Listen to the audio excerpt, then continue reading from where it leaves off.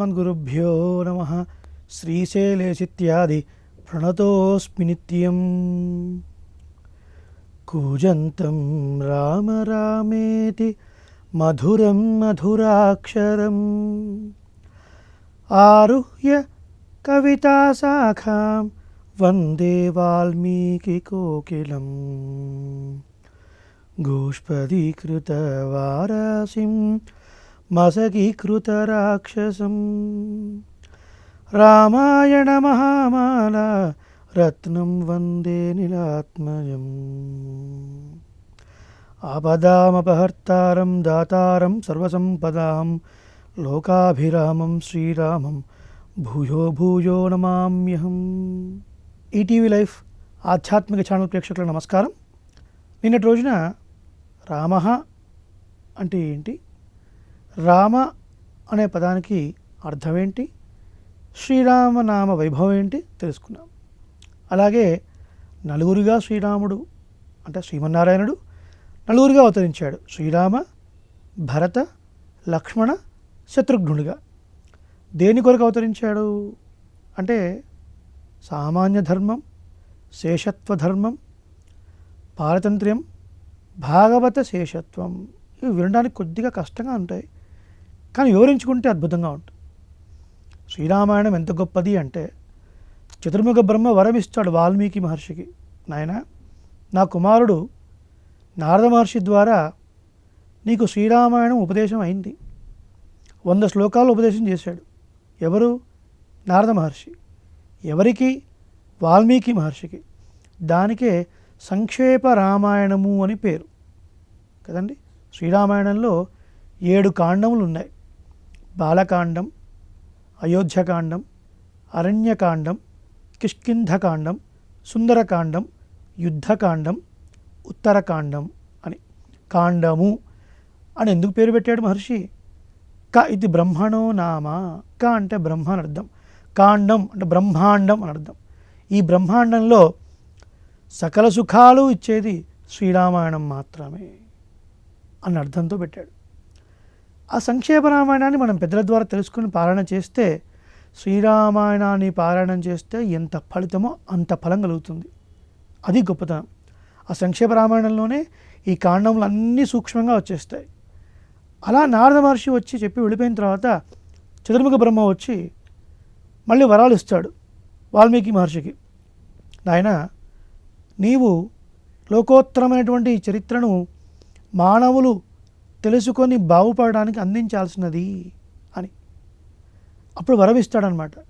ఏమంటే అప్పటికే శ్రీరామాయణం చాలా జరిగిపోయిందండి. మనందరికీ తెలుసు, సీతాదేవి గర్భవతిగా ఉండి వాల్మీకి ఆశ్రమంలో ఉంటుంది. ఆ సమయంలో జరిగిన వృత్తాంతం అంటే అప్పటికి ఇక్ష్వాకు వంశం ఎంతో గడిచిపోయింది, ఇంకా జరుగుతూ ఉంది, ఇంకా జరగాల్సింది చాలా ఉంది. ఆ సమయంలో ఈ ఉపదేశం అయిన తర్వాత చతుర్ముఖ బ్రహ్మ కొన్ని వరాలు ఇస్తాడు. నాయన, నీ ద్వారా వచ్చేటువంటి శ్రీరామాయణం ఎల్లకాలము ఉంటుంది.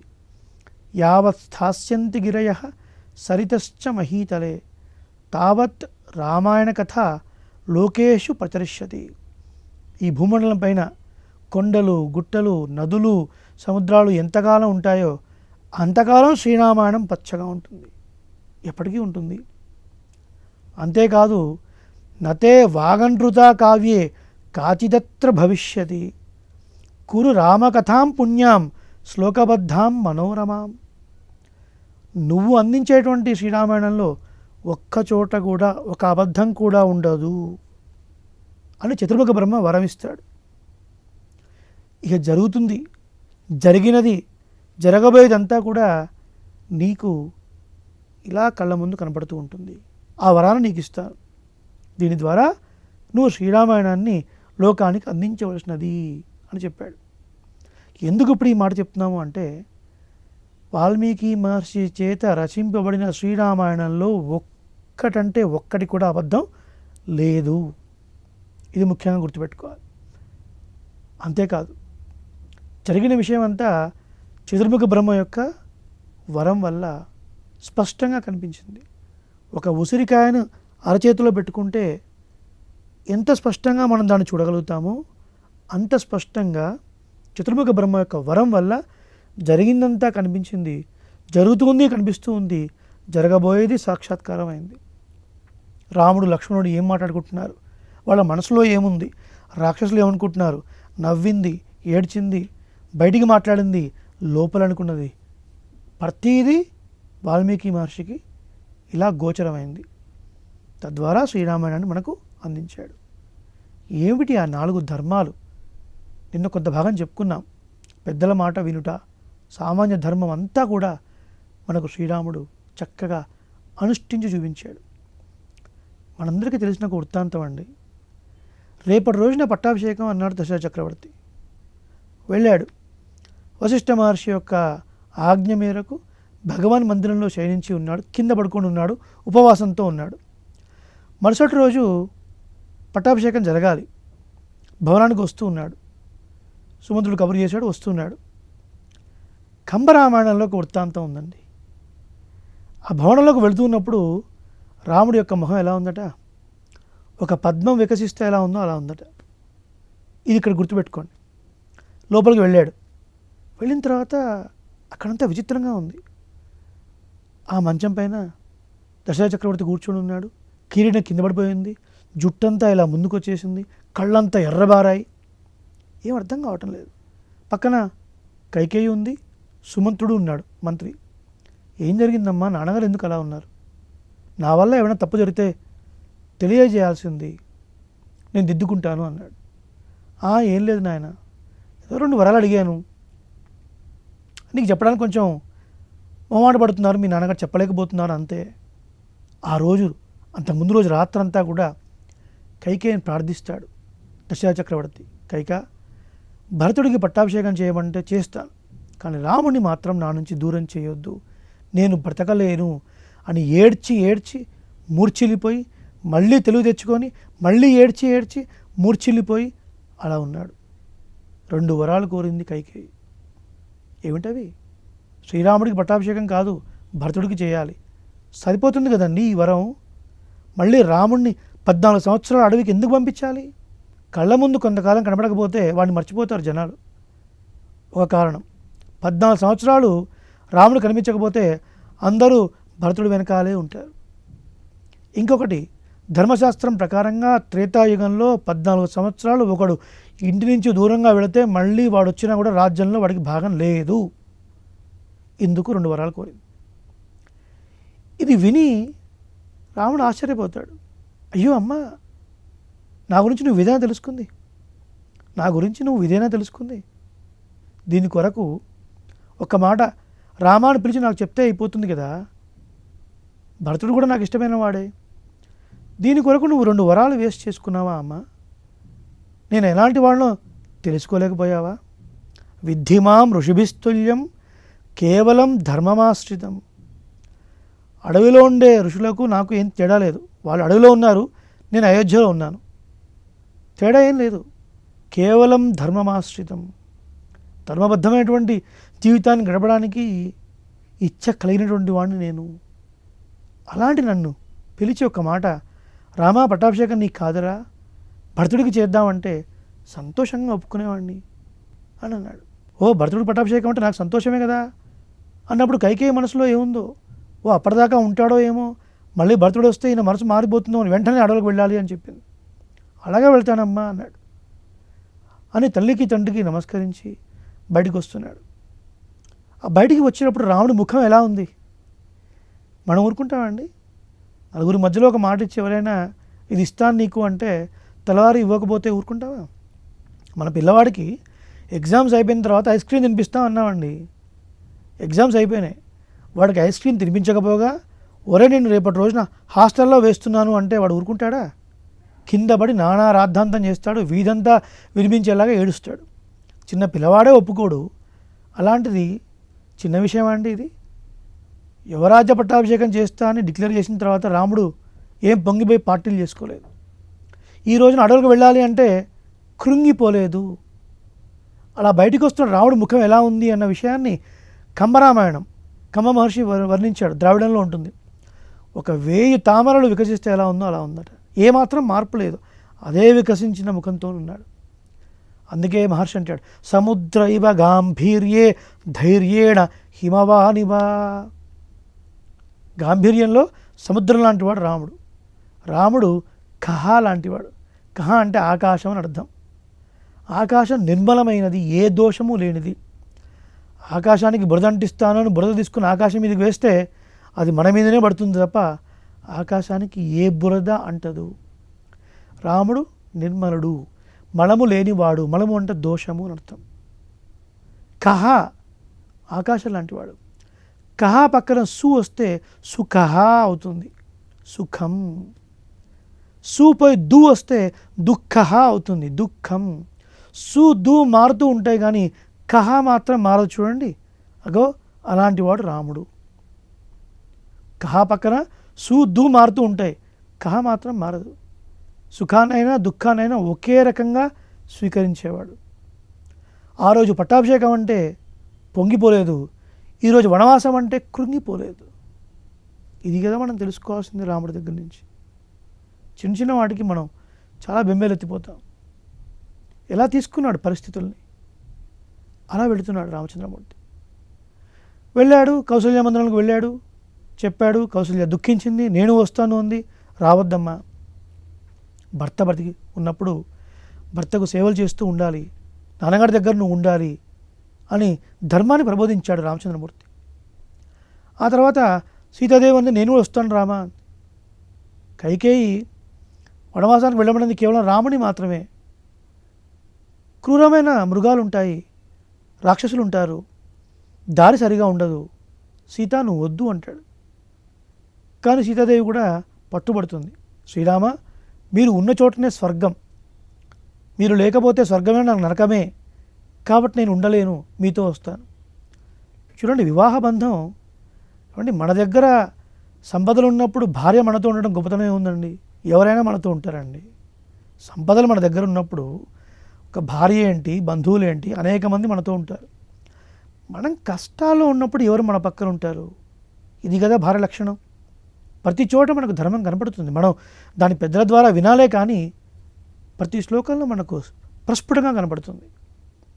అలా సీతాదేవి కూడా వస్తూ ఉంటుంది. అలా వస్తున్నప్పుడు ఆ మందిరం నుంచి బయటికి రాగానే బయట లక్ష్మణుడు ఉంటాడు. కళ్ళ నిండా నీళ్లు తెచ్చుకొని రాముడు అడవులకు వెళుతున్నాడు అంటే భరించలేని దుఃఖంతో కళ్ళ నిండా నీళ్లు తెచ్చుకొని ఒక్కసారి సాష్టాంగం చేస్తాడు. చేసి రాముడి యొక్క పాదాలను గట్టిగా పట్టుకుంటాడు. పట్టుకొని సీతమ్మ వైపు చూస్తూ, అన్నయ్య నేను ఉండలేను, నేను ఉండలేను, నువ్వు ఒక్క సీతాదేవి మాత్రం అనుకుంటున్నావు. నచ సీతా త్వయా హీన నచాహమపి రాఘవ ముహూర్తమపి జీవావౌ జలాన్మచ్చ వివోధృతవు. హే రామ, ఒక్క సీత మాత్రమే కాదు, నేను కూడా నిన్ను విడిచి ఉండలేనయ్యా. ఒకవేళ ఉండాల్సి వస్తే ఎంతసేపు ఉంటామో తెలిసినా, నువ్వు అయోధ్య దాటి వెళ్ళగానే మేము మరణిస్తాం. ఎలా అంటావా? నీటిలోంచి తీసినటువంటి చేపను బయటికి వేస్తే తన మొప్పలకు తడి ఉన్నంతకాలం గిలగిలగిల కొట్టుకొని ఎలా మరణిస్తుందో అలా మొప్పలకు తడి ఉన్నంతకాలం మాత్రమే జీవించిన తర్వాత మరణిస్తుంది ఆ చేప. అలాగే నువ్వు అయోధ్య దాటావు అన్నంతవరకు మాత్రమే ఉంటాం, ఆ తర్వాత మేము మరణిస్తాం. నిన్ను విడిచి నేను ఉండలేను. లక్ష్మణుడి స్వభావం ఏమిటి? శేషత్వం అన్నారు. కైంకర్యం అంటే సేవ, భగవంతుడి సేవ. ఇది లక్ష్మణుడి ద్వారా చూపించారండి. శ్రీరాముడిని విడిచి పెట్టి ఉండలేని ఒక స్థితి. ఇందులో మన సంప్రదాయం కూడా ఉంది చూడండి. కాళ్ళేమో రాముడికి పట్టుకున్నాడు, సీతాదేవిని చూస్తూ మాట్లాడాడు. సభ్రాతు చరణౌగాఢం నిపీడ్య రఘునందన సీతామువాచ అతి యశాహ రాఘవంచ మహావ్రతం అంటాడు వాల్మీకి మహర్షి. రాముడి పాదాలు పట్టుకున్నాడు, సీతాదేవిని చూస్తూ ప్రార్థించాడు. సీతామ్మవారు పురుషకార స్వరూపం. మన స్వామిని సేవించాలి అంటే అమ్మవారి ద్వారా వెళ్ళాలి. ఎందుకు? నేరుగా స్వామిని సేవిస్తే మనం చేసిన పాపాలన్నీ ఆయన కనపడతాయి. మన ప్రార్థన ఫలించకపోగా ఆయన మళ్ళీ క్షిపామి నక్షపామి అని ఆయన కోపం కూడా వస్తుంది. కాబట్టి అమ్మవారిని సేవించి వెళితే అమ్మవారు మనల్ని కాపాడుతుంది. ఏమయ్యా తప్పు చేయనివాడు ఎవడయ్యా, అందరూ తప్పులు చేసేవారే, క్షమించి వెండి అంటుంది. లంకలో రామరావణ యుద్ధం ముగిసిన తర్వాత హనుమంతుడు వచ్చి చెప్తాడు, అమ్మా రామన్ విజయరాఘవన్ రావణన్ ముడిందాన్. రావణాసుడు మరణించాడు, శ్రీరాముడు విజయరాఘవుడు, నిన్ను తీసుకొని రమ్మన్నారమ్మా అన్నప్పుడు సీతాదేవి సంతోషిస్తుంది. సంతోషించి వస్తున్నప్పుడు అమ్మ ఒక చిన్న కోరిక. ఏమిటి హనుమా? ఒక్క 2 నిమిషాల సమయం ఇస్తే, ఇంతకాలం నిన్ను ఇబ్బంది పెట్టారే క్రూరమైన రాక్షస స్త్రీలు, వీళ్ళందరినీ దునుమాడి వీళ్ళ రక్తం ఏరులుగా పారించి వస్తానమ్మా. సీతాదేవి ఏం చెప్పాలండి? ఓ హనుమా, ఇది అడగాలా? ప్రొసీడ్ అని చెప్పాలి. చెప్పలేదు సీతాసాధ్వి. వద్దు హనుమా, ఆగు అంది. పాపానాం వా శుభానాం వా వధార్హాణాం ప్లవంగమ కార్యం కరుణమార్యేణ న కశ్చిన్ అపరాధ్యతి. వాళ్ళు పాపాత్ములే అయినా మంచివాళ్ళే అయినా చంపదగిన వాళ్ళే అయినా సరే, ఆర్యులైన వాళ్ళు సదాచార సంపన్నులు, వాళ్ళ మీద కృప చూపాలని ఆయన, వాళ్ళని సంహరించవద్దు, వదిలేయి అని చెప్పింది. చూడండి, అశోకవనంలో సీతాదేవిని ఎంత హింస పెట్టారండి. ఏ సీత, ఇచ్చిన సమయంలో నువ్వు లొంగకపోతే నీ శరీర భాగాల్ని కోసుకొని మేము తింటాం, మద్యం తాగుతూ మాంసాన్ని తింటూ నీ రక్తాన్ని పీలుస్తూ మేము ఉపహారంగా తీసుకుంటాం, ఒప్పుకో బెదిరించారు. అలాంటి క్రూరమైన రాక్షసుల్ని కూడా సంహరించవద్దు హనుమా అని చెప్పింది. అంటే సీతాదేవి యొక్క దయ ఎట్లాంటిదండి కదా. అందుకని సీతాదేవి పాదాలని, రాముడి పాదాలు పట్టుకున్నాడు. సీతాదేవిని చూస్తూ లక్ష్మణుడు అన్నాడు, అది పురుషకార స్వరూపం. అప్పుడు సీతాదేవి చెప్పడం వల్ల రాముడు రా అన్నాడు. ఎందుకు? భవాంశు సహవైదేహ్య. ఇది కట్ చేయండి. భవాంస్తు సహవైదేహ్య గిరిస్యానుసరంస్యతే. ఓ రామ, మీరు వదిన గారు ఆ పర్వతాల్లో తిరుగుతూ ఉండగా వనంలో అహం సర్వం కరిష్యామి, మీకు అన్ని రకముల సేవలు నేను చేస్తాను. లక్ష్మణస్వామి శేషత్వ స్వరూపము, అంటే జీవాత్మకు ప్రతీక. మనందరం జీవాత్మలం, పరమాత్మకు చెందినవారు. ఏం చేయాలి మనం? ఆ పరమాత్మకు సేవ చేయాలి. ఆ సేవ, దానికి శేషత్వము అని. అంటే ఆత్మకు ఉండాల్సిన లక్షణం ఏమిటి? శేషత్వము, శేషుడుగా ఉండుట. అంటే అర్థం ఏంటి? ఆ పరమాత్మకు సకల విధ సేవలు చేయడానికి అర్హులుగా ఉండుట. అది చూపించారండి లక్ష్మణస్వామి ద్వారా. అలా లక్ష్మణస్వామి కూడా అంగీకరిస్తాడు. ఆ తర్వాత వనవాసానికి వెళుతున్నప్పుడు వీళ్ళ మీద ఉన్నటువంటి నగలన్నింటినీ కూడా అందరికీ దానం ఇస్తారు. ఇచ్చి నార చీరలు కట్టుకుంటారు. ఏదో ఒక వృక్షం యొక్క బార్క్ దాంతో చేసినటువంటి ఒక చీర. ఆ సమయంలో లక్ష్మణుడు ఎట్లా ఉన్నాడండి? ఒక పార, ఒక బుట్ట పట్టుకొని ఉన్నాడు. మన అడవిలోకి వెళుతున్నారు, మన అక్కడ గృహ నిర్మాణం చేయాలన్నా ఏం చేయాలన్నా ఓ పార, ఒక బుట్ట ఇవన్నీ ఉండాలి కాబట్టి అవి తీసుకున్నాడు. అటువంటి లక్ష్మణస్వామిని చూసి వాల్మీకి మహర్షి ఆహాహా లక్ష్మణో లక్ష్మీ సంపన్న అన్నాడు. లక్ష్మణో లక్ష్మీ సంపన్న, ఎంత గొప్ప శ్రీమంతుడండి అన్నాడు. ఏమండి, లక్ష్మణస్వామి అన్ని రకాల ఆభరణాలు ధరించి ఏనుగు అంబారీ మీద అయోధ్య నగరంలో తిరుగుతూ ఉండగా ఒక్కనాడు కూడా లక్ష్మణో లక్ష్మీ సంపన్న అనకుండా ఇవాళ అన్నిటినీ వదిలిపెట్టి రామచంద్రుడు సీతాదేవి వెళుతూ ఉండగా వనవాసానికి వెళ్ళడానికి బయలుదేరాడండి. ఒంటి మీద ఒక్క నగ లేదు, ఏనుగు అంబారీ లేదు, రథం కూడా లేదు, చేతిలో ఒక బుట్ట తవ్వుకోలా ఉంది. దీన్ని పట్టుకున్నటువంటి లక్ష్మణస్వామిని చూసి ఆహా లక్ష్మీ సంపన్న అన్నాడు. అంటే ఏంటి అర్థం అండి? అసలైన సంపద ఏమిటి? కైంకర్య సంపద. అంటే ఏంటి? ఆ లక్ష్మీనారాయణలకు చేసేటువంటి సేవ. మిగతా ఐశ్వర్యం అంతా కూడా నశించిపోయేదండి. మీరు ఎంత సంపాదించండి, ఎంత బిల్డింగులు కట్టండి, ఎంత ఖరీదైన కార్లు కొనండి, ఒక సమయానికి అవి నశించిపోయేవే. కానీ ఎప్పటికీ నశించిపోని సంపద ఏదైనా ఉంది అంటే ఆ లక్ష్మీనారాయణకు చేసేటువంటి కైంకర్య సంపద, తరతరాల్ని కాపాడేటువంటి సంపద. వాళ్ళు అడవిలో ఉండగా సాక్షాత్తు వాళ్ళకి ఏకాంతంగా సేవ చేసుకునే ఒక భాగ్యం లక్ష్మణస్వామికి అందింది. ఎంతమందికి వస్తుందండి ఈ భాగ్యం? అంటే మన యొక్క స్వరూపం ఏమిటి చెప్పారు. ఇది శేషత్వము. అంటే శ్రీరాముడి ద్వారా సామాన్య ధర్మం, లక్ష్మణస్వామి ద్వారా శేషత్వము. అందుకనే కావచ్చు త్యాగరాజస్వామి ఈ లక్ష్మణస్వామి వృత్తాంతాన్ని చూసి ఒక అద్భుతమైన కీర్తన పాడారండి. రఘునాయక నీ పాదయుగ రాజీవ ములనే విడజాల శ్రీ రఘునాయక నీ పాదయుగ. ఓ రఘునాయక, రఘువంశంలో జన్మించినటువంటి శ్రేష్ఠమైనటువంటి ఓ రాజా, నాయకుడా, ఓ రామా, నీ పాదాలు నేను విడవనయ్యా. ఈ భవసాగరాన్ని తాగడానికి నాకు వేరే మార్గం లేదు. సంసారం అనే సముద్రాన్ని దాటడానికి నాకు వేరే మార్గం లేదయ్యా. నీ పాదాలే నాకు మార్గం అని ఆ కీర్తన మరి త్యాగరాజ స్వామి రాశారంటే దానికి కారణం ఈ శ్లోకమే అయి ఉంటుందని దాసుడి భావన. ఇది శేషత్వం. ఇకపోతే భరతుడి ద్వారా పారతంత్ర్యము. ఏమంటే పారతంత్ర్యం అంటే అర్థం ఏంటి? పరుడికి తంత్రుడిగా ఉండుట. పరుడు శ్రీమన్నారాయణుడు, రాముడు. ఈయన మనసుకు తగ్గినట్టుగా నడుచుకోవడం పారతంత్ర్యం. అడవులకు వెళ్ళారు. ఆ సమయంలో భరతుడు లేడు. ఎప్పుడైతే రాముడు తిరిగి మళ్ళీ రాలేదో అంటే సుమంత్రుడిని పంపిస్తూ రథంలో దశరథుడు ఒక మాట అంటాడు, సుమంత్ర నువ్వు ఎట్లాగైనా సరే రాముడిని కన్విన్స్ చేసి తీసుకుని రావయ్యా అంటాడు. ఓ 3-4 రోజులు గడిచిపోయింది.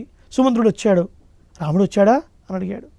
అయ్యా రాముడు రాలేదండి, వనవాసానికే వెళ్ళిపోయాడు అని విన్న మరుక్షణం ప్రాణానికి కోల్పోయాడు దశరథ చక్రవర్తి.